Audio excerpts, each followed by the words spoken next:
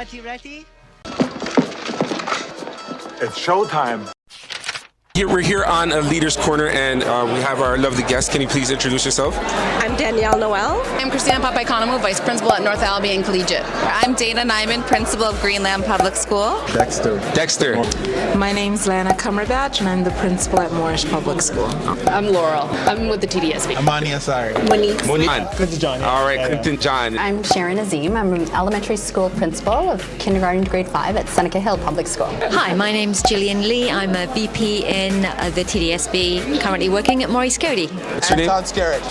My name is Andrea Kwok, and I'm a vice principal at Williamson Road Junior Public School. Okay, I am Judith Kramer, and I'm a principal in a K-8 school. My name is Rosanna Sutter, and I'm vice principal at North Kipling Junior Middle School. My name is Portia Brief. I'm principal at Top Cliff Public School.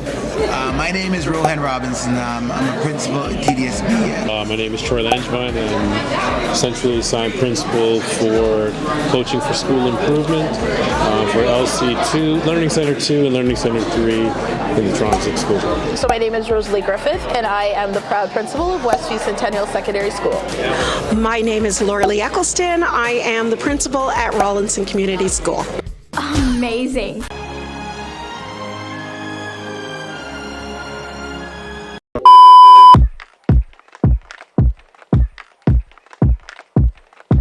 Danielle Noel, thank you for joining us. And we just have a few questions in regards to leadership, okay?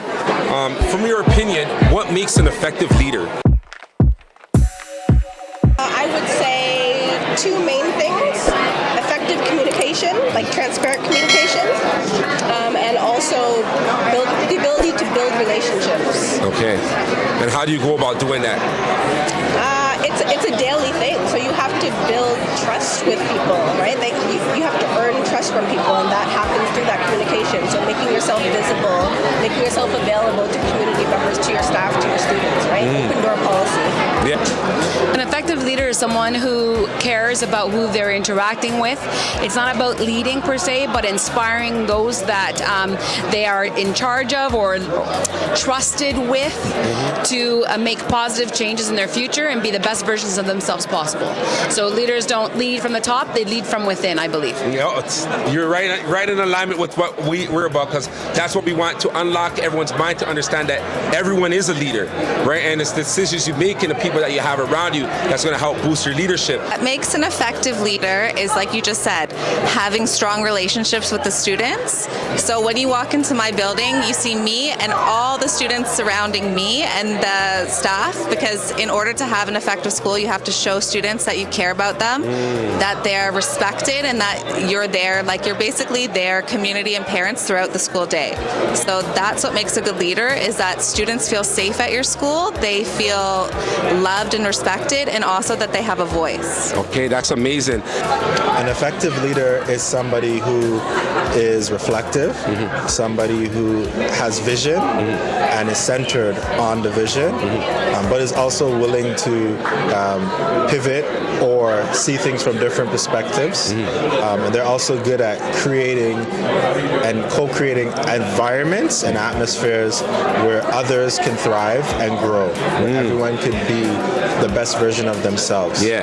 And lastly, what I'll say to answer that question is great leaders meet people where they are and help support them to become the best versions of themselves to go forward. No, that's the unit too, right? Like the great leaders attracting great leaders. That's amazing. An effective leader really is someone that's collaborative. I believe strongly in collaborative leadership. I believe that it takes a village, the African proverb, to raise a child. Therefore, it's everyone working together for the betterment of the child that's in front of us, not the children, as they say, that we would like to see, but the ones that we have, and working with them and the parents and the staff and the community to make the students successful. Wow, that's amazing. An effective leader is somebody that listens to the needs and the inspirations and what drives a community. That's what real good leaders are. They are listeners, and they are people that drive a school in order to be successful in all outcomes, whether it is mentally, physically, or emotionally. And it is the collective group as a whole moving together as one. Yeah, oh wow, such an amazing answer. You need to understand the people that you are leading and working with. You need to understand what they need. You need to understand what they want, so that you can help and meet them where they're at. Okay, awesome. So number one is a deep understanding of those who came before. So like recognizing, celebrating our African ancestors who paved the way for us. That's big. So what makes a great leader is humility, having a strong sense of who you are as a person, having a mission, and specifically leading with a few things. Meaning leading with love, humility, courage, truth, harmony, balance, and you're working with all stakeholders, meaning your fellow colleagues, parents, students, scholars, members of a wider community, to create an atmosphere where everyone there can maximize their brilliance. So you're practicing distributed leadership, and you're really there with a common mission to make sure that everyone is successful, and that you're cultivating an environment where everyone is using their talents, their skill sets, their genius nature to make a positive and affirming difference in the lives of other people, so we can create a world that's truly marked by love, freedom, justice, and equity for all. Oh, I love that. It starts with humility first, and building and nurturing and valuing each other, my brother. Wow, honestly, that was deep. So I know that's something that you hold value as a true value inside of you, right? And this is why I'm going to support your youth like yourself. And be our authentic self. African. Okay, man, I love that. Being an effective leader is the ability to inspire others to be the best as they can be, and giving them the tools and the strategies and the motivation to succeed in life. That's amazing. An effective leader is someone who knows their audience or the organization that they're working with, and you get to know your organization or the people you serve by listening, observing, and finding ways and means to get to learn about their stories. I love that you said that, listen, right? Because a lot of people get confused with a leader being like have a boss mentality, and there's the difference between a boss and a leader, because a leader, they want to listen and lead, right? And what you said was the amazing answer. A good listener. You have to be compassionate.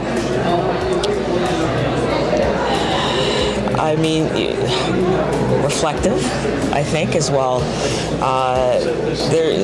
For me, it's just being able to listen and understand what people are trying to tell you or what people are going through, and just be able to provide support. Okay. Be supportive. Now, when you say that as well, to listening, so listening, obviously has different layers, right? Yes, it does. And so can you just sort of expand really quickly in regards to that process of being able to see someone, identify, see them, maybe actions, or because sometimes you don't get them to say verbally how they're thinking or feeling. So if you just sort of maybe touch on that. Yes, and I feel it's not just like happens right away. It's something that you have to develop. So for me, as a leadership style, what I do, I'm constantly, when I'm in the building, I'm constantly going up to people and saying, "Hi, how are you today? How was your weekend? What are you doing? What have you been doing?" Just simple questions, just to let them know that I want to be engaged, and that I am open, and that they begin to feel comfortable. So it's not something that right away I think somebody would be willing to, like, when I say to talk, but it's through that process of that's how I interact with people on a daily basis. I feel that type of interaction allows myself to be open at any point where people might feel that something is not good or they'd like to expand on something. Because sometimes when I ask people how they are, I usually expect them to say they're okay. Sometimes they say they're not, and I'll pause and I'll say, so what's happened? Is there anything I can do to help you? Okay. Yeah. Okay. Fantastic. Effective leader to me is somebody who's able to take feedback from students and the people that they lead so that they can be reflective and then do what needs to be done. Yeah. That's amazing. I firmly believe, I heard you use the word partnership. Okay. So to me, that is a key word in any conversation, is partnership, because the role of being an effective leader is about building positive relationships with everybody in your school community. Yes. Strong homeschool connections are a critical part of student success. Making sure that all students have what they need to be successful is really, really important. And centering student and family voice. So that word partnership, to me, is the key word to being a strong leader for any school community. Wow.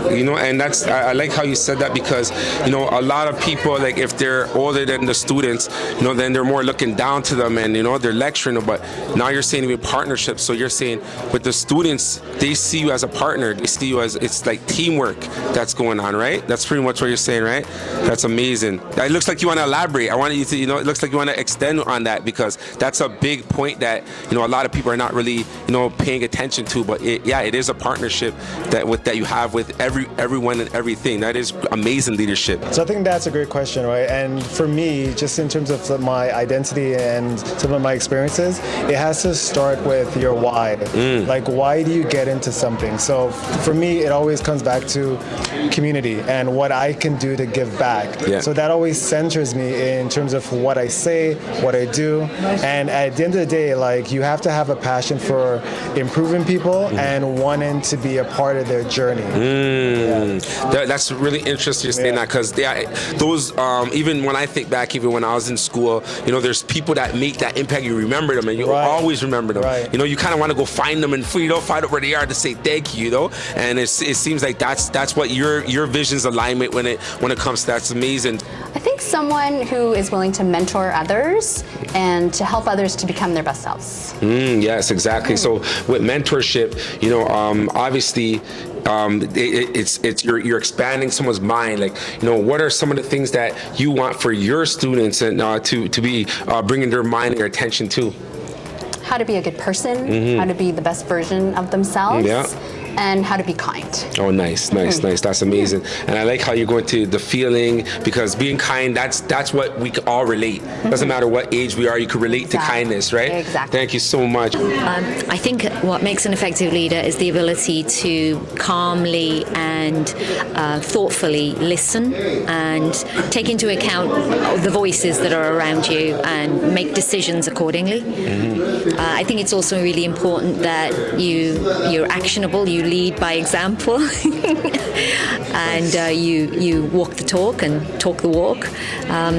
But also that you build relationships. Relationships, and that's something that's key, and that's something that we're looking to build, with the principals and the vice principals, because right now, there is a lot of students with ambition and things that they want to do, and you're coming out to an event like this where you're exploring different opportunities for your students, right? So I want you to expand on that. Why is it that you're going out of your way to see how you could find new things for your students? Well, I think the hardest thing is you can get kind of caught up in your own little world, and it's really important to get outside of that and see what else is available, how you can build success for your students, how you can open up possibilities that maybe you're not even aware of for your own students, and create dreams and aspirations and passions that maybe they don't even know that they have yet. Wow, nice answer. An effective leader, I think, is somebody who is able to build capacity in others others in their building, and also connect with the students, the parents, the community in a wider way that helps to make the school a hub of activity for the community. So in terms of bringing people in, I think we don't do a really good job of that. We need to do a better job of bringing people into the building. So leadership, I think the school is a hub, as I said, of activity that we need to encourage people to come in. We want to welcome parents into the building. We want everybody who walks into the building to feel like they're a part of the school community. So they should see something about themselves in the building. So that to me is effective leadership, is when you're welcoming community and others walk in and they can see themselves and they can take on leadership activities in your building. Wow, that's amazing. That's amazing. And when you were saying that, getting more things, like what makes you come to these things where you're going looking for new opportunities to build for your school? Like what like of course you're in that leadership role, but what is it that gives you the drive to go out and find more for your students? Well, absolutely. I am essentially assigned principal, so I basically support 135 schools. So in caring and safe schools. And so I'm always looking for ways to do that. For example, we're doing a clothing drive at one school right now. We're bringing programs to different schools. I help connect the community that I'm from to the schools so that they can enrich their school environment in rich ways. Wow. So that's really what I like to do. That's serious. That's a loaded question. I think an effective leader is someone who is able to listen to all stakeholders, whether it's the students, the parents, the staff, the community, and being able to acknowledge all those voices and try to instruct change and move the school forward to be the best it can be. Okay, that's amazing. That's amazing. Effective leader is able to transition into various different spaces, find what their role is, and inspire confidence and pride in those that they're working with from a supportive stance, and be able to make the adjustments and changes and motivate people as they need to accomplish a goal. A lot of times we talk about leaders are the ones that have to create opportunities for others, but I think it's more important to go along with that. It's more about teaching people how to capitalize, especially our students, on those opportunities that you create for them. Yeah, okay, that's amazing. I love quotes, and there was a quote once that said, and I'm going to butcher it, but it was something along the lines that when things are going well, a good leader steps back, and when things are not going well, a good leader steps forward. So really you want to create the conditions, because nobody can do anything on their own, especially when we're talking about students in education. So you want to create conditions that staff can be their best and students can be their best. That's your job. If you reduce the obstacles, you reduce the barriers, empower and provide the resources for them to be the best selves. Wow, that's amazing answer right there. Good listeners. I think the ability to let others shine in their expertise. You don't have to be the expert in everything to be the leader. I think it's building relationships. You absolutely have to build the team and build the relationships. Doesn't mean you have to be best buddies with everybody if you're the leader, but you need to kind of know we're working with human beings. So can you just give a little bit, elaborate on that? Because building, everyone has a different understanding of what building looks like, right? I think it's just understanding the humanity of the people that you are leading. I actually don't leader, yes, I appreciate that that's an important title, but I also I don't believe in the hierarchy of it. I think there's sometimes where me as the principal, yes, I get paid the big bucks, so I sometimes have to make decisions. However, if I've built that relationship and that built that opportunity of trust with the people with whom I'm working, when those hard times come in, there's that foundation of trust. So when it gets difficult, it's based on there's an understanding of the team that this is coming from trust, coming from a different place than thou shalt do this because I'm the leader and you're not. So that relationship piece is just having that open door as a principal, having that open door, or saying simple as saying hello, how are you? Good morning. Just being out there, just good morning. How are you doing? Being accessible. Okay. Wonderful. Someone who goes into the role for the right purpose, and the right purpose is to make a difference, right? To push the people in your organization to be better. It looks different in different spaces. Sometimes leadership takes place from behind, where you're pushing them from behind to make sure that, you know, you're not the center of it. Your goal is to make sure that whatever your objective is, you reach it, but you don't have to be the center of attention when you're reaching that goal, right? Also, as a leader, I find it's selfless in the sense that what sacrifice am I going to make as a leader to make my organization move forward? Also, you don't have to be the smartest person in there as a leader. You have to accept that. You have to accept the fact that you're getting the best people around you to make sure things move. You're just connecting the pieces sometimes. You're just making sure that this need is met, and I have the right pieces in place, and this will get you to where you need to be. Wow, it's a fire answer. That's a fire answer. Thank you. I'm so proud of you. So in terms of school day, right, what does a 10 out of 10 school day look like for you? A 10 out of 10 school day is one where all students at the end of the day are safe. And when I'm doing my walkthroughs, I listen for the giggles and to see that the students and staff, the community is having a joyous experience. So once they're safe, once they're enjoying their experience, that's a 10 out of 10 school day for me. Wow, that's amazing. I love that you said that, the giggles, because it is about the feeling, right? You want them to feel like they want to come to school every day, right? Absolutely. And then they have that atmosphere. That's amazing. So which school are you a part of? I'm at Regent Heights. Regent Heights? Yes. Okay. And what's your role at the school? I'm the vice principal. Okay, nice. You seem like the students love you. That's what it looks like. They say they love me. I think they do. I love them too. Yes. All right, great. So our organization, we're all about partnering with schools and really sending that message of leadership. Do you think that's something that is important in your school, like for them to get this type of message in and for them to see themselves as leaders? Yes, absolutely. So by what I do, what I model, in order to see themselves as leaders, I want them to understand that it's a collaborative process. Yeah. The leader is not just from the top. Yeah. The leader is all of us working together to achieve one common goal. Wow. So it's important for me to model that to the community, staff, students, and general community at Regent Heights. Wow, leadership talk. All right. So thank you so much for your leadership. Thanks for talking to us. Thank you. Appreciate it. Okay, so I walk in the building and I'm greeted by students at the front because we do have students who come earlier who are on our buses, and because they know how I interact with them, now I'm starting to get it back. So as soon as I walk through the door, it's like, "Good morning, Miss Barif. How are you?" And I'm like, "I'm wonderful. Thank you for asking. How are you?" "I'm good. You gonna have a good day?" "Absolutely." And so then we move on, into the office, and I make sure that I'm greeting. If I get to greet everybody in the office, everybody's good. We have all our teachers there. I'm happy. Start off, get some music playing. So I play music for about 15 minutes. I'm dancing in the hallways when the kids come in. Just get a little bit of movement, exercising. They're coming in, they're moving, they're exercising. There's nothing wrong with that.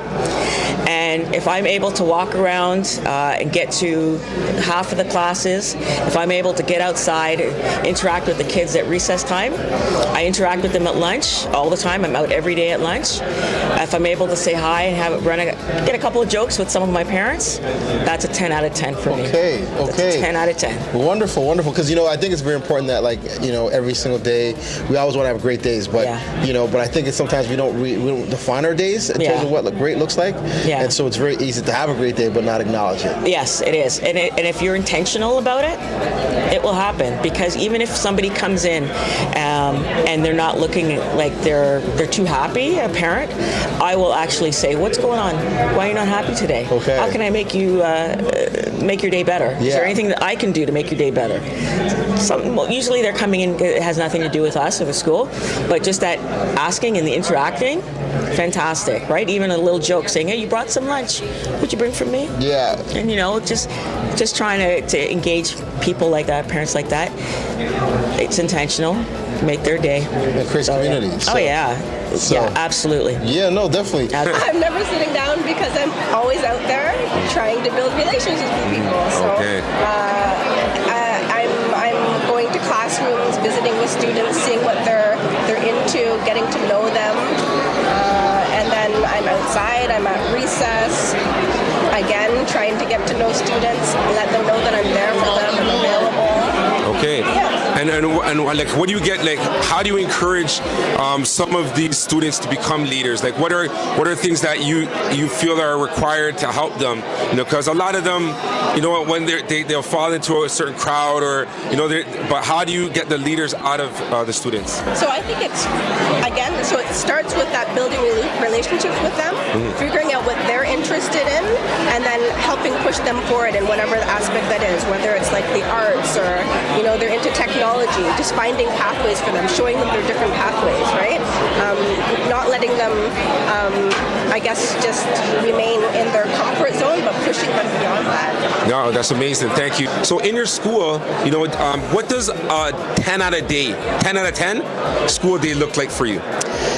Well, our students are happy and engaged in their learning. They're reaching for their potential. They face challenges with a mindset of growth and potential, that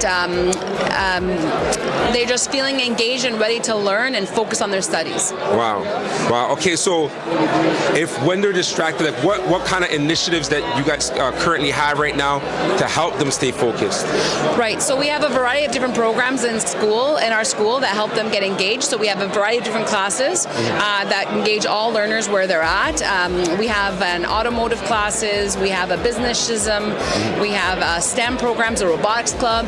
Sometimes the extracurriculars are what motivates. So we have so many extracurricular opportunities and athletic opportunities. We have cricket, we have basketball, which is so popular, volleyball. We have so many sports, and that's just to get the kids in the door, right? And get through those courses that are laying foundational skills that allow them to do those really exciting, complicated initiatives they're going to get. Like, you got to get through grade 9 English before you can get into the flight unit, right? Let's see that big goal and get our baby steps towards that goal. Wow, that's amazing. And I see you're very personable, so I'm sure you're one of those principals that all the students love. I can already tell. Vice principal. It's still principal, They'll learn to love me. Right. 10 out of 10 day looks like no fighting during sports. Maybe there might be some trash talking, a little bit. There might be some trash talk, but no physical fighting. It looks like students working together to problem solve. It looks like lots of hugs from our little ones. And just having a day where students can problem solve effectively, independently, with maybe just some assistance. So that's a 10 out of 10 day. And of course, lots of learning going on too, and hands-on learning. So I don't like to go into the classrooms and see those paper pencil tasks. I like to see the kids engaging in hands-on tasks. Yeah, exactly. Because hands-on, when they are hands-on, that's how they retain it better, right? Than just to be like kind of like scripted and they're just writing, right? Yeah. A 10 out of 10 day can look very different. It's still, I don't come into the day with a vision of what it will look like per se. But a 10 out of 10 day will be a day where I was able to engage with others, learn and see amazing things that are happening, and inspire others as well, and to also be inspired. I think those are some of the key tenets of what would make a day a 10 out of 10. The details, the specifics. I get what you're saying. It's more the feeling and like how you feel at the end of the day. Every day is different. Exactly. School day looks like students engage in learning. Teachers and staff showing the joy of learning, and students feeling a sense of belonging. Nice. So as I said before, everyone working together for the betterment of the students. That's amazing. Looks like someone else wants to join us on Leadership Talk, but thank you so much. I appreciate your time, and and this message we want to get out there, to the leaders of tomorrow. Every day I have is a 10 out of 10 school day. It would just be a normal day. Number one, it's a 10 out of 10 day if your students show up. Just being there. Yeah. Because to be honest, kids can be anywhere. Yeah. I mean, I've known some students who parents drop them off through the front door and they leave through the back door. Wow. And that just says to me that child doesn't see themselves as belonging at the school, which is really sad. So I always start with the students just being there. Yeah. A 10 out of 10, the ideal 10 out of 10 day, your staff wouldn't be away, everybody's present, everybody's ready to teach, the students are ready to learn, everybody gets along. The weather's perfectly sunny, so we don't have to have any indoor days. And everybody's had a great lunch. And then the bell rings, and there are no meetings, and there's no parent lineups at the door. That would make a 10 out of 10 day. Well, that's amazing. Honestly, your spirit, just shows what kind of vibe your school has, and it seems like it's all about just feeling good, being present, and enjoying the day. That's amazing. It looks like a day of joy and celebration of student identities, where families are there servicing students and just teaching and learning together. Wow. So creating those joyous moments, even though although difficult and busy, but the impact is far-reaching. Right? Yeah, wow, that's amazing. And you teach, is it elementary school or high school? Yeah, it's a K-8 school. Okay, nice. in Rexdale. Yeah, and I even remember, those were the memories. You have your memories, right? All the time, I always think back about when I was those ages, and that's when you're in your purest form. You're growing, you're learning things, and you being a vice principal and in between the parents and the students. I want you to explain the importance of having that bridge to mend with the parents and the students. Yeah, for me, I get to see both to be part of the leadership in the system as well as to be a parent in the TDSB. So, and communication is key. Having that opportunity where families can learn and communicate with the school about their needs, and once you know your community and you're in the ground and you know what their needs are, then you can kind of meet the gap, right, and support families where that may be a language barrier, or it could be maybe the hours of work. So let's say you have meetings, they could be blended meetings where people can access in various forms. I know as a working parent, I appreciate the opportunities where I can call into a meeting if I can't be there in person, and right, and those and making sure you do whatever it takes to sort of understand what parents need, and then you deliver that need and that service to them. Wow! So your school is lucky. Yeah, I know your heart. Thank you so much for joining us on Leadership Talk. Yeah, for sure. And these are the true leaders. These are the ones who are raising our children, and such wonderful people. So God bless you. Thank you. Well done, everyone. Well done.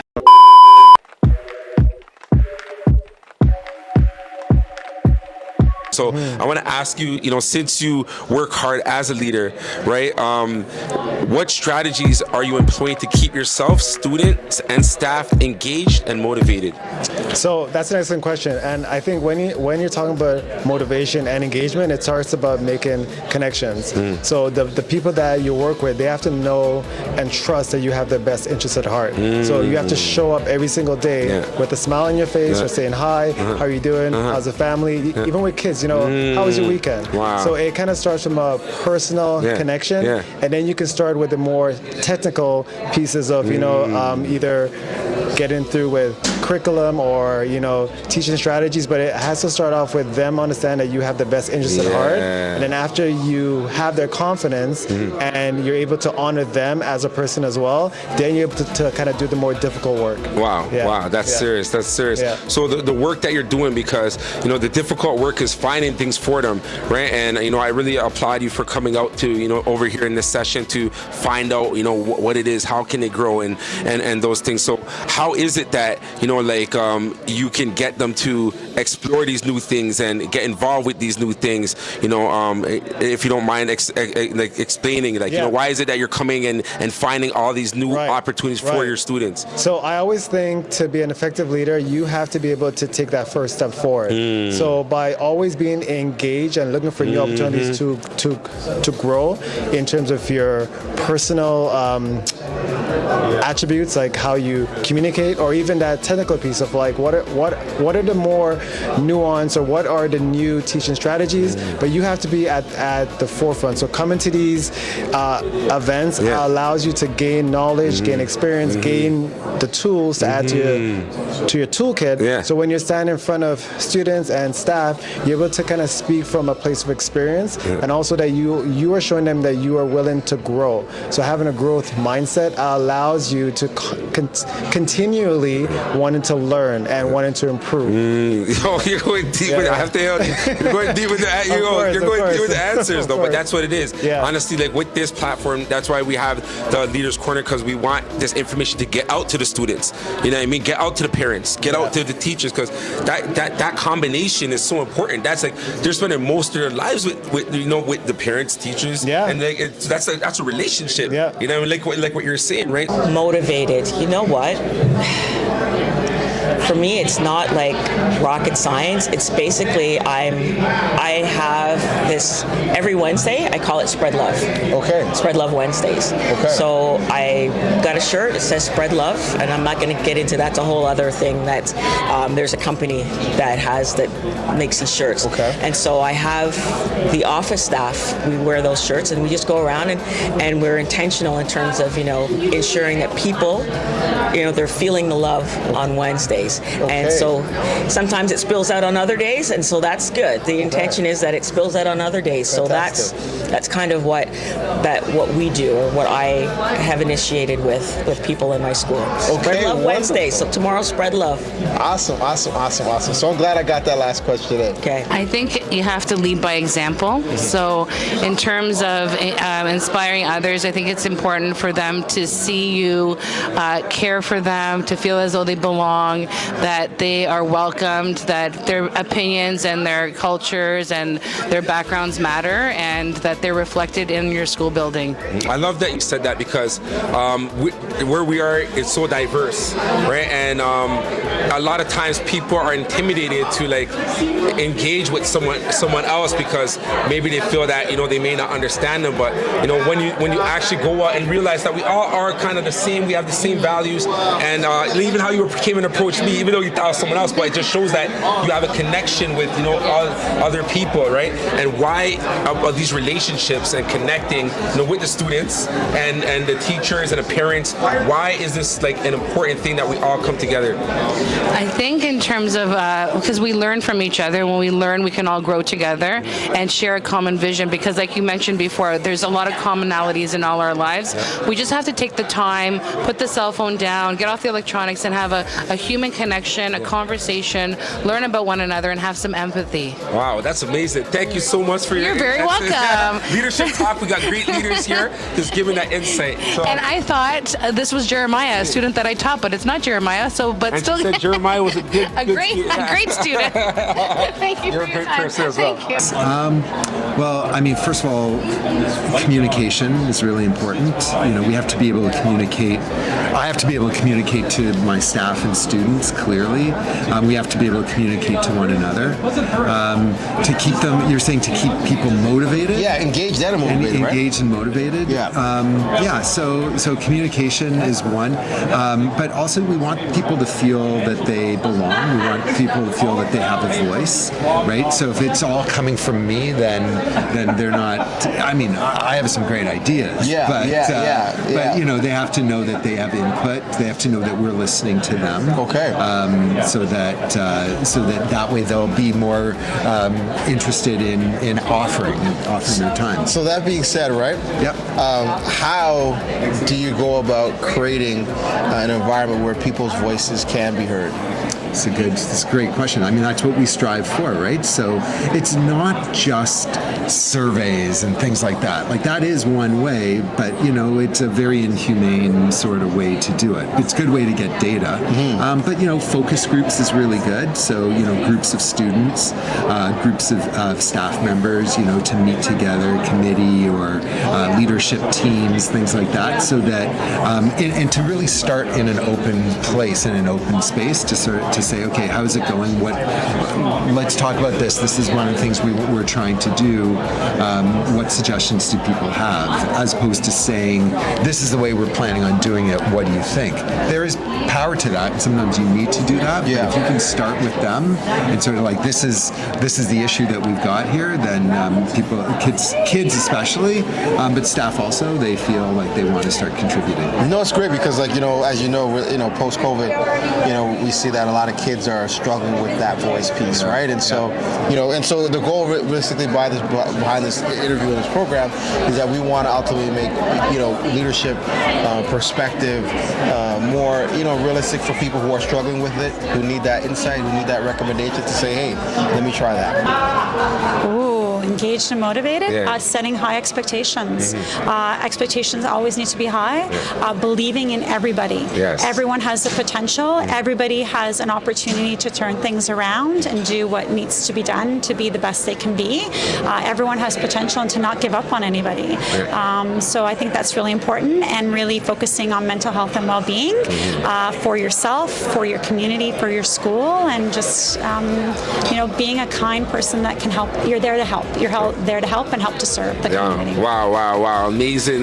Thank you so much. I appreciate you. Thanks, Richard. It was a pleasure meeting you. So for me, it's one of the strategies for engagement is taking the time to learn the students, learn the community, and listen.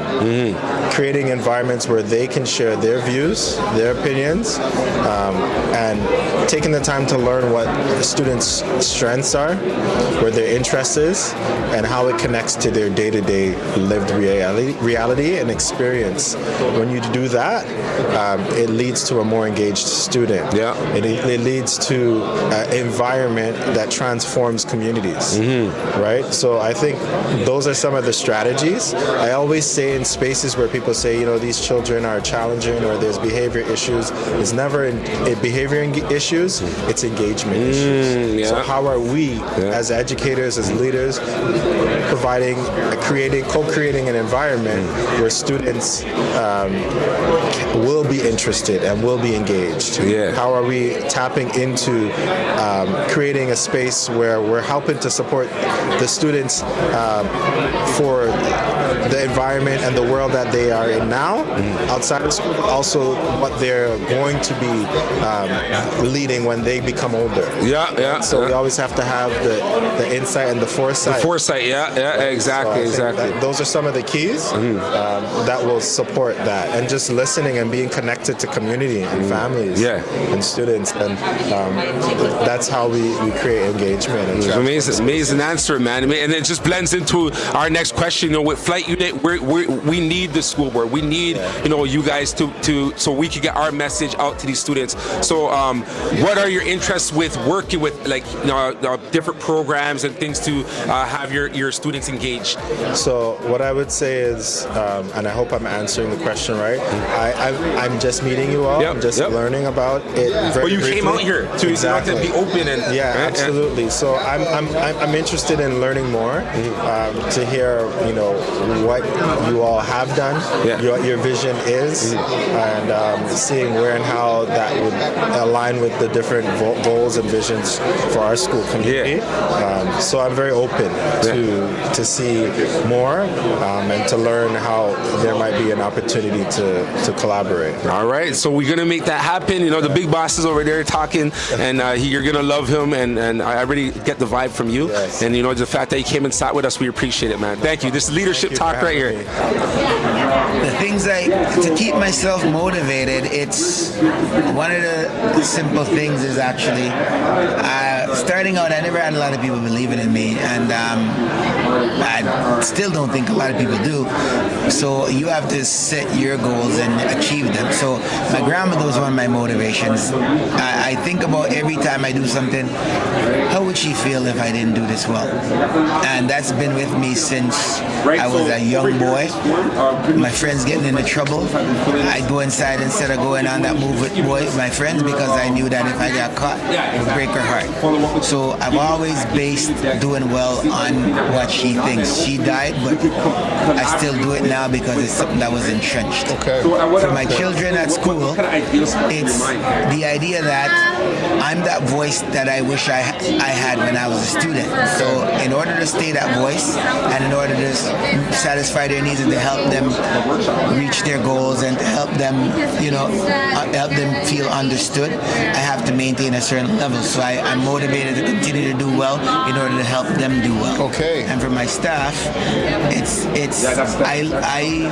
the way I move through life is I build on the good and I erase the bad. Okay. So when I see teachers that are having bad practices, I try to find a creative way to talk to them so that they can build on that practice, so that in turn it benefits our students. And then that little boy in me from years ago doesn't sit there and think, oh my God, this is happening again. So it's more, at the end of the day, it's the big picture. I want everybody to do well, because when everyone does well, we all do well. Yes. If everyone does well, my kid is going to do well, even if he doesn't go to this school. So the motivation is upliftment for all. Okay. Well, definitely remember that these are kids, and I treat the kids like they're my kids. So what would I want for my kids? I've been fortunate to have a lot of support through my athletic career, through my academic career, from people in the community, through coaches, etc. So I want to bring that rich experience to these kids. Yeah. So if I see a school where kids aren't getting an opportunity to play sports, for example, if kids aren't getting an opportunity to explore different careers, for example, I like to bring people and suggest people to bring into the building. So in my role, I've brought 2 organizations onto the board as partners to support our community specifically. Okay. One is Math Through Music. They teach math through DJ skills. That's one example. Another is Accelerate Auto, which is an organization of black professionals in the automotive industry. And so they are encouraging students to get involved. So we've done several activities at various schools, bringing hundreds of students together to try to support their career journey and get them inspired to do something, to think about a career that they may not have thought about before. When I was in a school, I talked to my staff about what students are not in your classrooms. For example, in the senior chemistry, biology, and physics classes, if there aren't black students in those classes, we're excluding a whole slew of careers from their path. All the health sciences, anything in research, anything in medical, anything in technology.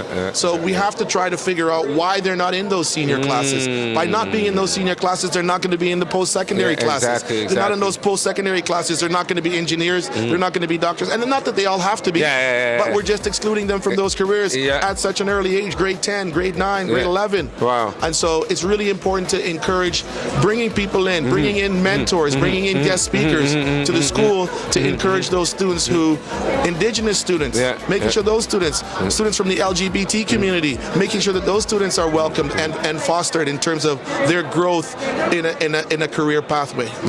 That's deep. Which, bravo on that, by the way. How could leadership development improve your school community?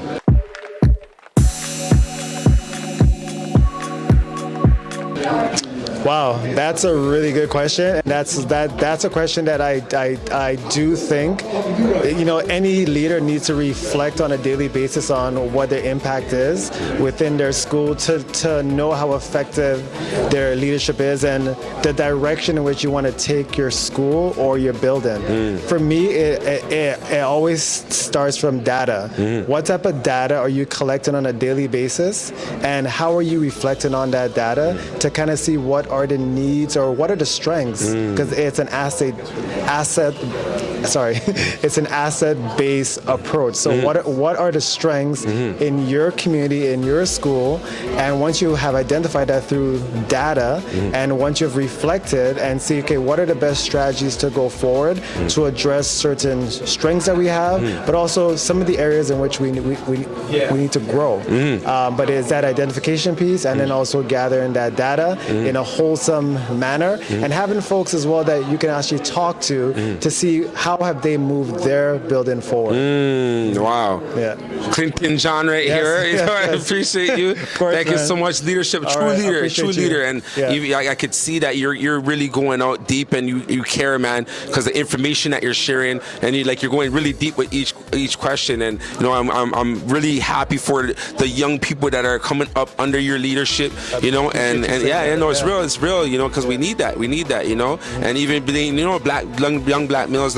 Another principal that was here, and she said that was one of her challenges. What they're looking up to in leadership is like pretty much I guess what they're seeing in like these music videos or whatever. Like that's what they're looking up to. So we need more leaders that they could recognize that they are like them. So thank you very much, Clinton. Appreciate you, brother. Appreciate you. All right, man. All right, God thank bless. you. Yeah, Well, I think when you build leadership into kids, and I shouldn't say build leadership into kids, you have kids who have natural leadership skills, and you have kids who can learn leadership skills or develop them further. Really and truly, when you have students who are taking the lead, you have a much stronger, happier, cohesive school environment. That honestly, you said that right on, and that's why our company exists. Because what you said, once you have the students realize they're leaders, right? Because not everyone realizes that, right? And sometimes people will just follow because they feel that that's the thing to do. But having people recognize that they're leaders is the main message. So I'm so glad that this is what's in your mind, this is what you have going on in your school. Thank you for your time. My pleasure. I appreciate it. Very nice. What's your name? Richard. Nice to meet you, Richard. My name is Rosalie. It's a pleasure to meet you. It will definitely improve your school community because, once again, you're going to access as many people as you can. It's all about knowing what the needs are. Leaders, a lot of times, you see people do it from an egotistical sense and make it about themselves. But if it's truly about supporting others, then I think the key piece is to make sure that you make sure that everybody gets what they need. So by using those needs, that's what you access, and that's where the development happens. So now when you are doing those pieces to support others, you're truly supporting them rather than doing what you feel you need to do. You're doing what needs to happen and being responsive and proactive towards building some sustainability moving forward with those that you're working with. Wow. That's where the development happens. That's real, man. You got some amazing answers. Thank you. I think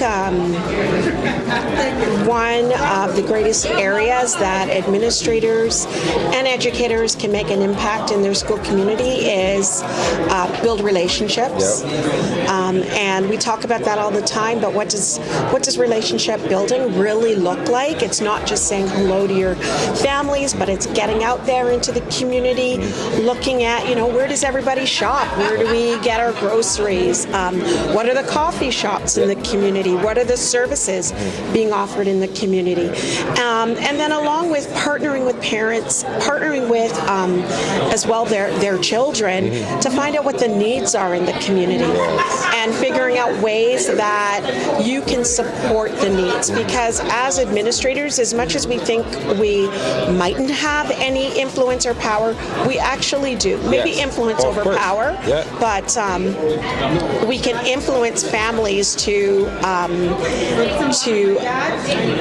actually attend some of the services that are available to them in the community, which really just enhances anybody's life. Yeah, it's true because with everyone coming together, the parents, the administrators, the teachers, and the students, everyone coming as one, then we do see it as a common goal. It's not like me against you or you against me. So that's amazing that you answered that. Thank you so much. I appreciate your time. Leaders Corner, you're such amazing answers. And yeah, you're doing amazing work. Thank you. All right. I think we need to break down the walls of leadership, right? Like I think the term leadership, I think there's a stigma. If you talk to educators and you say, oh, you should go towards leadership, all of a sudden they think it's this one path, that leadership is becoming a school principal, or leadership on a sports team is being the captain of the team, or leadership is being on student council. That's not what leadership is. Yeah. It's the leadership of stepping forward, stepping outside of your, speaking up is leadership. So where schools can improve with that, I would say, is allowing that leadership to happen and letting go of the not wanting to control all the fine details. Okay. Because it will flow. Trust me, it will flow if you just let yourself you meet somebody. Hey, here's an example. I saw your brochure and I was like, oh, I'm not sure. And we're talking. Oh, okay, this looks like something I'm interested in, because we spent some time introducing ourselves. Yeah. So that is leadership. It's like, oh, okay, I want to go give that a try. And I'm already thinking of who in my school team might be able to just take this, and I will just be like, go, keep me in the loop. I have faith and trust in what your decisions are. Awesome. Yeah. Leadership development improves when you believe in the people around you, and you create opportunities for everybody around you. And again, it goes back to centering voice, and making sure that we break down barriers for all students and all families. That extends to families as well. As a school leader, I value very much that bridging the gap between home and school, and providing families with what they need in order to be able to be those partners in the success story and in the journey of their child's success story. So providing culturally relevant resources and supports, as well as programming, is really, really key to having that leadership community built within your school setting. And also seeing in staff that you work with and seeing their leadership potential and helping to build their capacity as leaders within the school setting, providing them with what they need to be successful is very, very important. Wow. And seeing that leadership in every school community member is vital. Wow. So what are some of the challenges that would kind of like hold you? I know you're still getting it done, but what challenges do you find to make this like this vision that you have, like in terms of leadership? I think that one of the biggest challenges that we have is accessibility to resources, and also ensuring that community voices genuinely feel heard within their school setting, and making sure that the open line of communication is there between the homeschool community, the home community, and the school community is really, really important. And sometimes there are barriers there, and so we want to make sure that we break down barriers for students and families so that they do believe in the school and have trust in the school, because trust is also key to building those positive relationships, which I shared earlier. Yeah, okay, that's amazing. I think leadership development is really important, that people, number one, allow themselves to be vulnerable enough to say, I need to be developed, but also for us as leaders in the community to kind of see the leadership potential in other people. I think if you're raising up leaders everywhere you go, in everything you do, whether it's student leadership or whether it's a teacher, staff member, or even a peer, that you're always constantly raising up leaders around you and with you. Wow, that's amazing. Thank you so much. I appreciate it, Lillian. Leadership talk. We're in the leadership corner. She just right away said, let's do it, and so this is a true leader because she has experience and she's sharing it with the world. So thank you for your time. We appreciate it. Thank you. All right, thank you. I think leadership development can improve and uplift everybody. I think everyone has the potential to be a leader, whether it's a custodian, whether it's a student in the school, whether it's our dentist, hygienist that comes that week to do dental screening. And I think everybody has a potential and has leadership in them, and it's a matter then of that leader of that school to try to empower everyone to be a leader and take responsibility to move the school and the community further. Yeah, I know. I love what you said there, because that's what our program's about with the Flight Unit. When you said everybody's a leader, right? Because it's true, everyone is a leader. We just need to let them recognize that they're their leader, right? It's amazing. Thank you. So, what character trait will best prepare students for the quickly changing job market? Something that pops into mind is empathy, I think. Because in all job markets, you need to be able to empathize and work with other people. And if you don't have those sort of soft social skills, which are equally as important as the academic learning, I think, then there can't be real success. Wow, that's amazing. Thank you so much. We have Sharon. Pleasure. You know, she stopped by. She graced us with a blessing interview. And Leadership Corner, we thank the principals. You're doing an amazing job. And we knew when the lockdown happened, we realized the power of the teachers, the principals, and the schools. So thank you for all that you do. And thank you for coming to an event like this where you're exploring new opportunities and new ideas for the students. Learning is always good. Yes, exactly. Thank you so much. Pleasure to meet you. Okay, that's amazing. Thank you. I think for me, it's curiosity. Okay. And approaching every situation with curiosity. I think we tend to jump to conclusions, or something happens, and if we're not curious about it, then we go with our previous understandings, and then we get on a whole other road, and that gets us into a lot of trouble. And I'm saying this as a leader here. When I find myself and something happens, and I don't stop and go, I wonder, what else do I need to know? I wonder why this might be happening. If I don't do that, then I get on a road, I get myself agitated, or potentially, and it's not even what happened. Okay. So approaching with just curiosity. Okay. Yes. I love that word. Probably the first thing I would tell them is just, you have to be confident and you have to believe in yourself. Okay. Because you might not always have that caring adult or person in your corner, so you always have to be able to be that person for yourself. Okay. Love yourself first. Fantastic. Right? And do what you need to do to love yourself, because once you love yourself, you're going to want the best for yourself. Okay. And you're going to want to work and do whatever you can to be the best possible you. Fantastic. Awesome answer.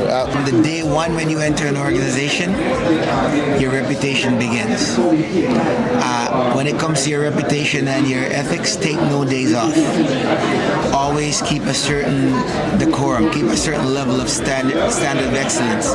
Because when you're trying to move up in that organization, there's always going to be someone to come back and say, but I remember this. That but I remember should be a good thing, not a bad thing. I'm not saying we don't make mistakes, because we all do. But we build on our mistakes and we move forward. So enter in the workforce or whatever it is, just make sure that your work speaks for itself. Myself personally, I dress this way Monday to Thursday. It's not because I have to. There was a time when I wanted to dress nicely and I couldn't because I couldn't afford it, don't get me wrong, but I've passed that. But now I feel it's a time I set an example for kids where I say to them, you can build like a trademark for yourself.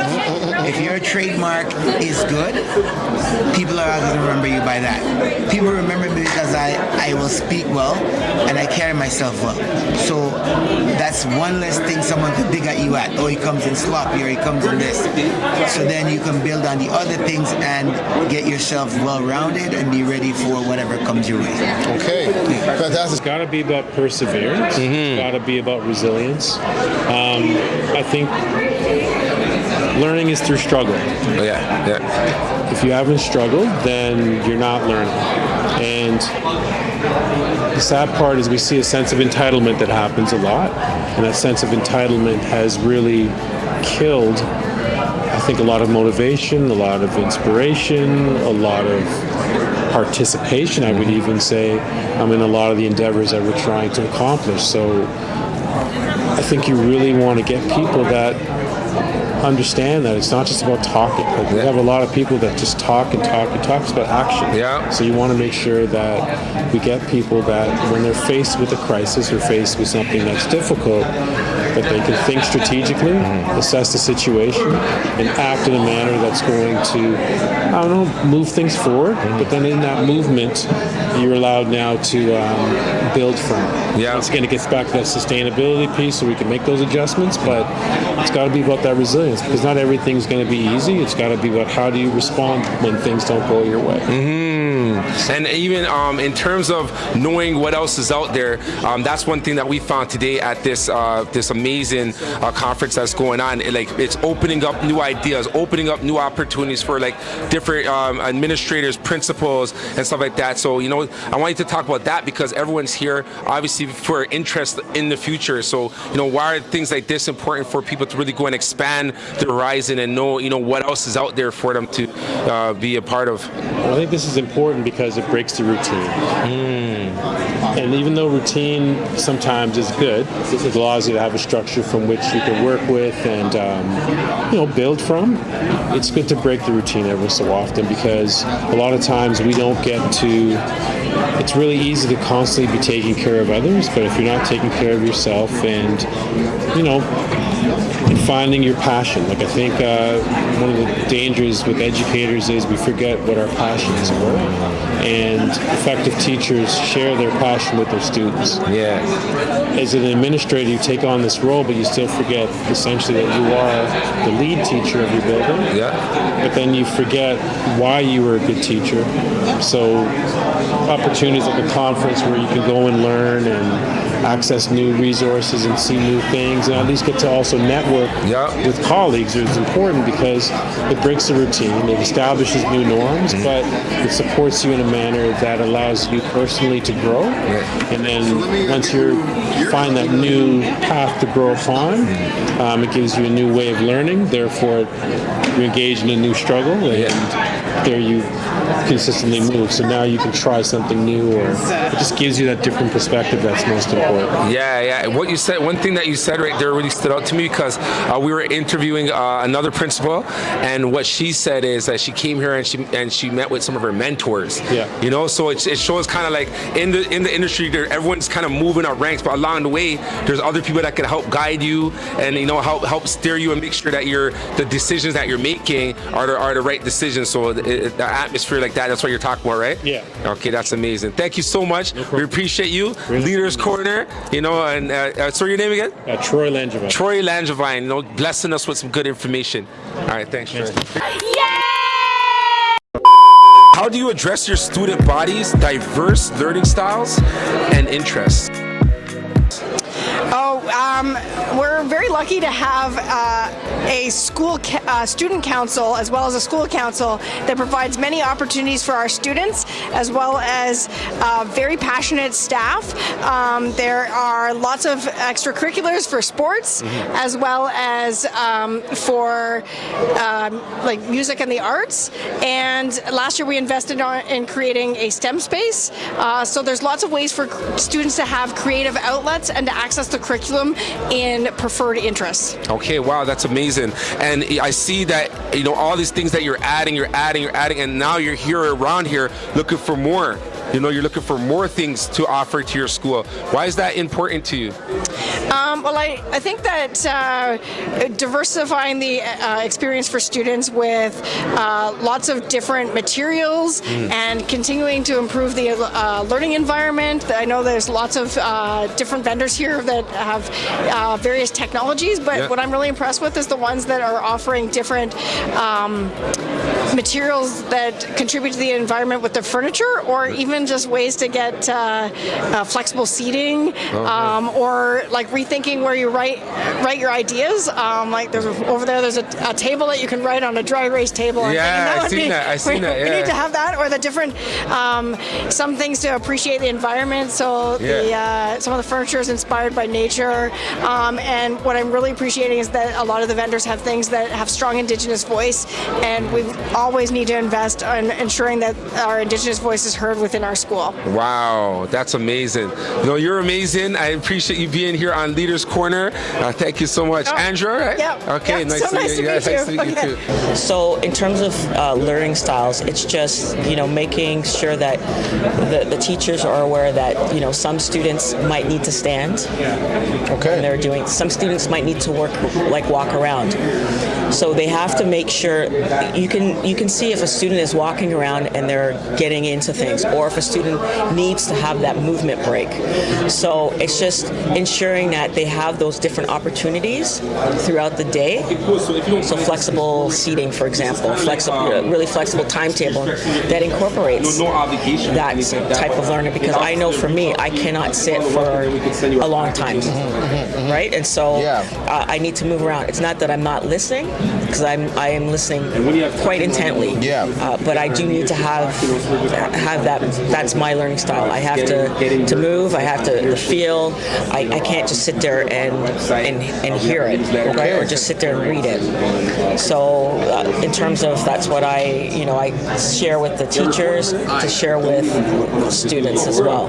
That's phenomenal, because even just hearing that, a lot of people are going to be able to now take a step back and learn from those words. So thank you. So we're really interested in who our kids are, and we want to meet them where they're at. So there's something we call culturally relevant and responsive pedagogy, CRRP. So it's the types of activities, the learning activities we do, the resources that we use.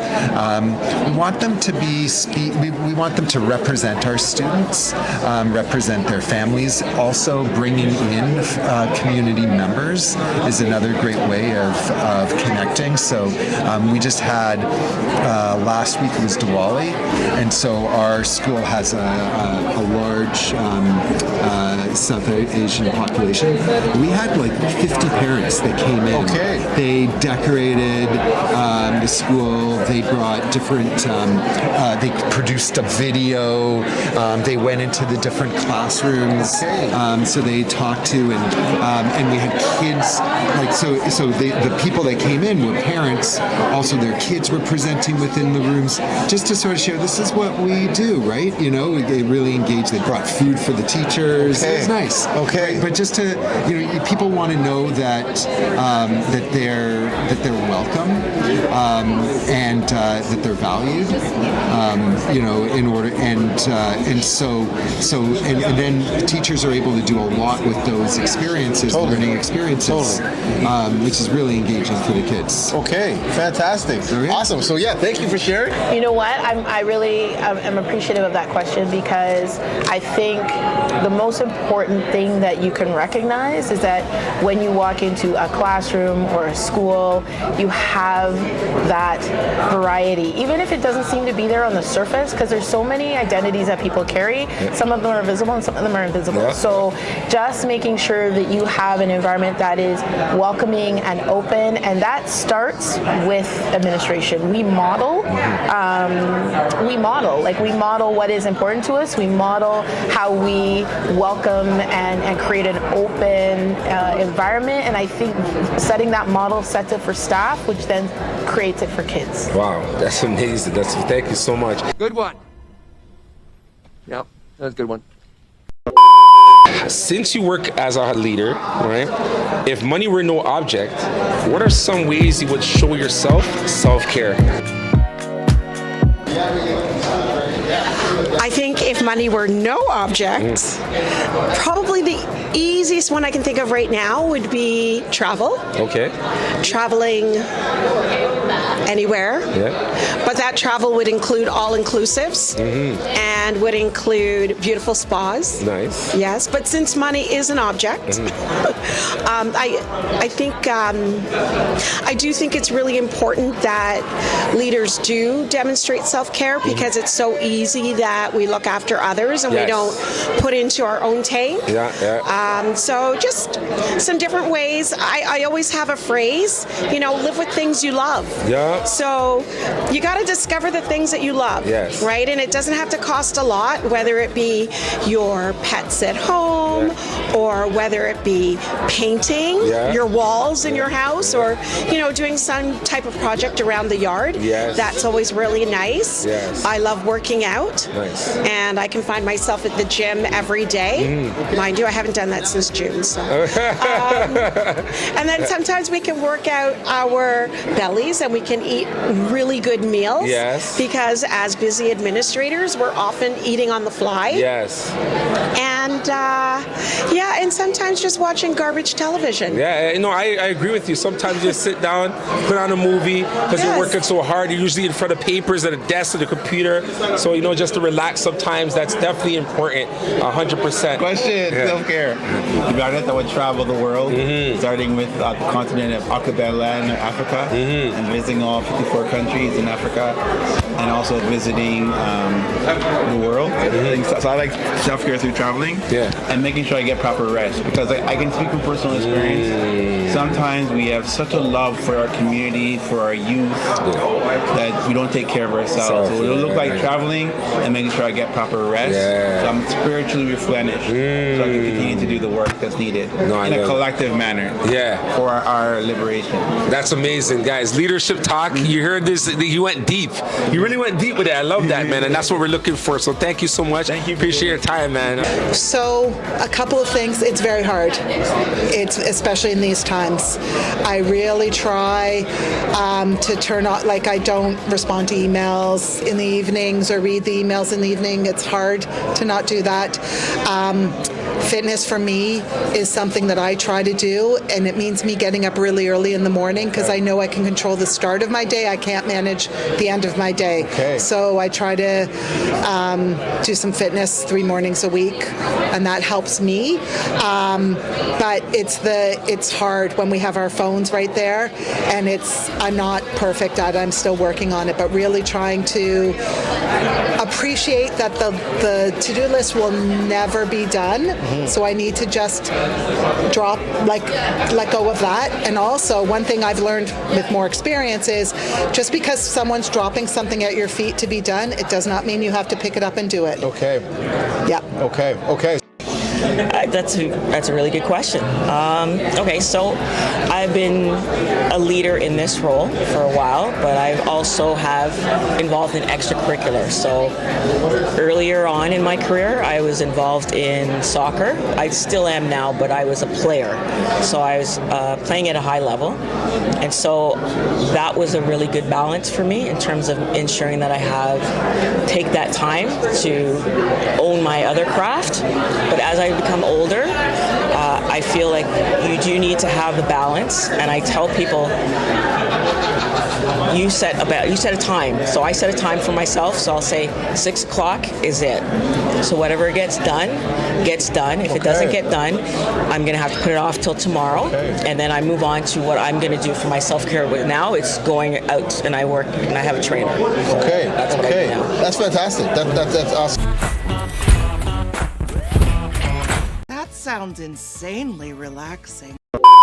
So how do you feel that it is important for the teaching and the staff to connect with the students? Well, that's number one. Without a relationship, there is no growth or potential. The kids need to know that the teacher believes in them and believes in their abilities, and that a current challenge isn't a permanent challenge. It's just a stumble block that we got to find our way around, and that any challenge is surmountable as long as we have the will and drive to achieve it. So any student can achieve in any course, as long as we as educators identify those barriers and break them down, and are creative with our students in allowing them to show our curriculum expectations. I believe all students can achieve, and we just need to do our best to help them believe that as well. That's amazing, and that just leads right into us partnering. How can you see us partner? In terms of Flight, because we do SHISM, we do many different leadership programs, but how can you see us, come together and help out the students at your school? So first off, I'd like to set up a meeting with the department leaders who are leading the Shiz in Business program here at NACI, and see what we offer and how what you offer might work well to help support our students so that they can see themselves one day in the Flightunit path, soaring above and doing everything they have to do to reach their potential. Wow, thank you so much. I appreciate your time. She just stopped and talked with us, and we appreciate everyone's giving us the insight, because hearing from the vice principals, the principals, it's very important to see that you guys care, and that you just put that out there. So thank you so much. Students need to know that that's why we're here. That's the exactly. only reason why we're here. That's amazing. Thank you. Thank you. God bless. Oh yeah, for sure. My school is a great example of leading, and we have so much student voice at our school and so much student leadership there, so I think that would be great. Okay, that's amazing. So thank you. You said Dana? Dana, I say I got that right. Dana, amazing. I appreciate your time. Thank you. All right. Thank you. God bless. Thank you. Awesome. I think because students are the future generation, and they need different skills in order to be successful in the current environment that we're living in. So I think any kind of program that not just within school but outside of school, extracurricular, will help to support them in accomplishing their dreams. They need different mentors and different people that can help them on their journey in education and learning. All right. Thank you so much. You're welcome. This is leadership talking. The main reason why we're doing this, because we want the students to understand that the principals are on the same team as them. Correct. And that's what it is. Because once everyone sees we're all in it together, then we all win. So I appreciate you. Together we succeed. Yes, exactly. Definitely. Okay. Thank you. Well, I think what's very important is, again, it goes back to opportunity and making sure that schools are providing access to different learning opportunities for all students, regardless of how they learn and their identity, and honoring each person's identity and the needs that they each bring to the school community, and making sure as a school leader that I'm providing programming and access to programming is really, really important. Wow, what you said right there, honestly, just really sparked the thing, because I wasn't even thinking that, but everyone learns differently. That was a big one right there, and it's true. Yeah, everyone learns differently. So the ways that you have, and maybe that's not what's going to connect with that being. So you're out here exploring, for other things that they can connect with, right? That's amazing. Thank you so much, Jennifer. Oh, you're welcome. You gave such an amazing interview, though. I appreciate it. Thank you so much. All right, thank you. All right, leadership talk right here. We have already. I've had you guys come in with our BSA. We have a BSA collective. Okay, in Scarborough. yes. Nice. So nice. I know that Christophe came in and was a guest speaker at one of our events at Lamoureux, where we had a bunch of schools come together, all the BSA. So we're going to continue that work. We're going to continue to support the work that you guys do with Flightunit, and bring it into the school to support the programs that we're running. That's amazing. How do we support you? How do you continue the work that you're doing, the leadership, and bringing that richness to the school student population? Really important to do that. So we really applaud you guys for doing that, and we want to bring you guys in more. All right, I love that, man. Thank you so much, and thanks for giving us time, on the leadership talk. We appreciate you, man. No God problem. bless. And I love it. I love it, and I love it, and I love it, and I love it, and I love it, and I love it, and I love it. And one last question for you. Is it possible to get back to a world where the love in humanity is greater than the love of capital? And if yes, how? And if no, why? Absolutely, human relationships is the key to good leadership, because in order for you to be a good leader, you have to understand the people that you're serving. So that's really the main thing. You need to know the people that you are serving in order to have a community that is well knit together and working together and functioning as a whole. As I said in the beginning with the first question, it really is about community bonding and understanding what are the needs of your people and how do you serve them in a way that is productive to your society. And then you coming over here and meeting with us, and I thank you for coming here and meeting here. It shows that you're making the effort to go out and see how you could build a community. And why are you going out of your way to come to initiatives like this? Well, because because I want to essentially change what we have. That is good, but it can be better because I see that there are great things that are untapped. Yeah. Thank you so much. This is Leadership Talk. I appreciate your time. You've been great. Unless you have one more question. Are you good? I'm good. This is wonderful. Thank you. Okay. I appreciate this. All right. So this is a very good one. Great question. Okay, I'm ready. Okay. So in this world of instant gratification and instant responses, how do we change that, and do we need to change it? There's some positives and there's some negatives to everything, but I think it's if we can know how to kind of balance it. I think we need to balance it because there is a negative part of the instant gratification or for students that I do see. And so we need to allow that sometimes being patient and working towards something and not expecting something to be given to you right away. There's some merit to that.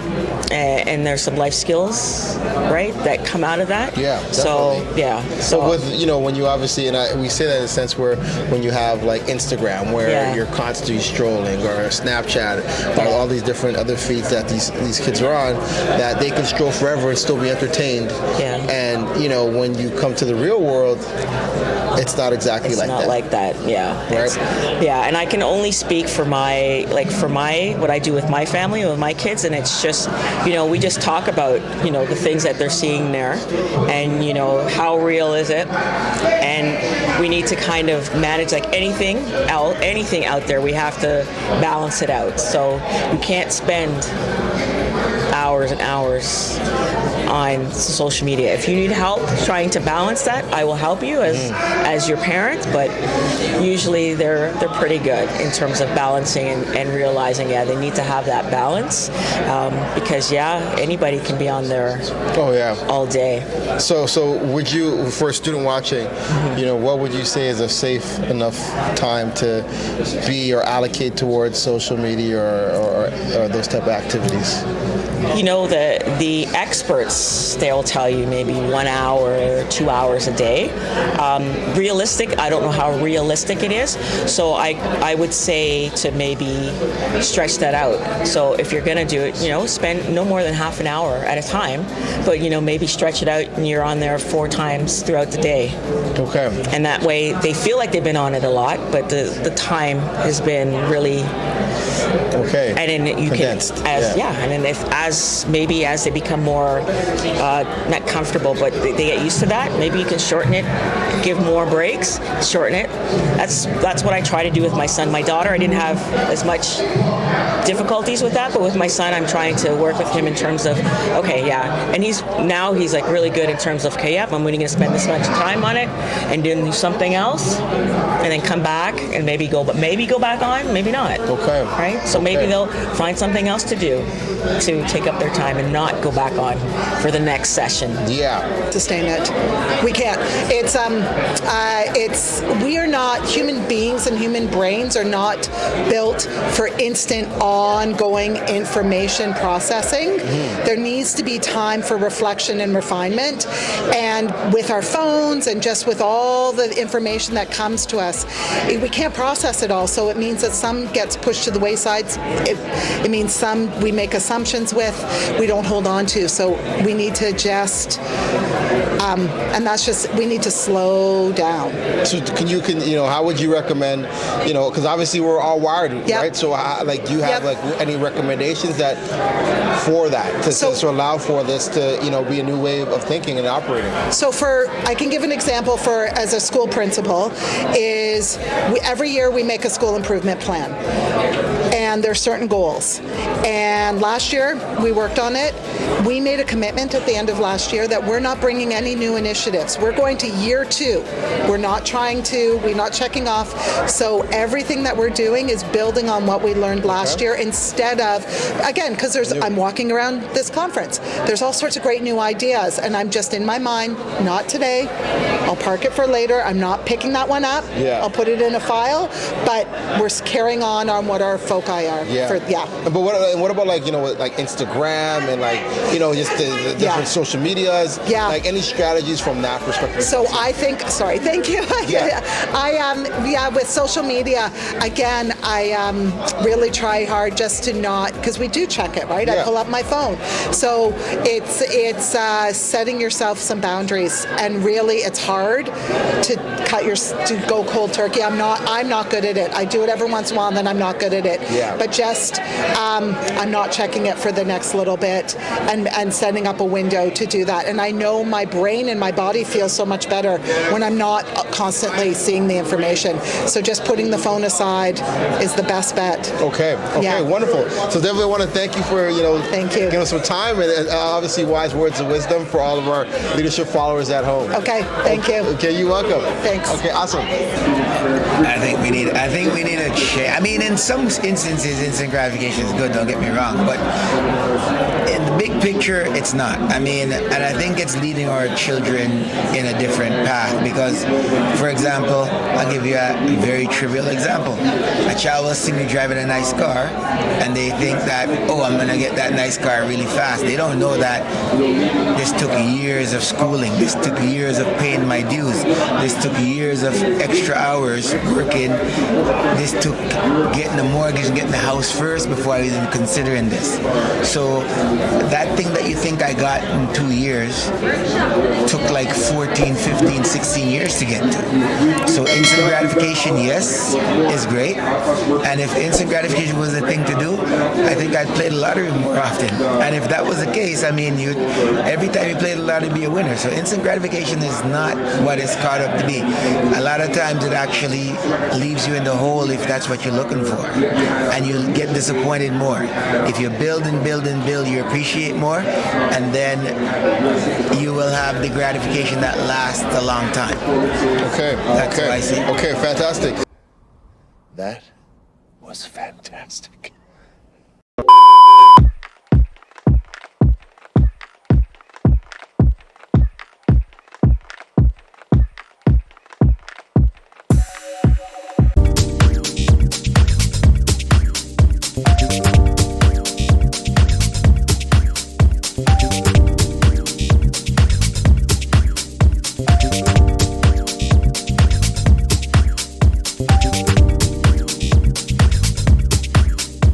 Thank you.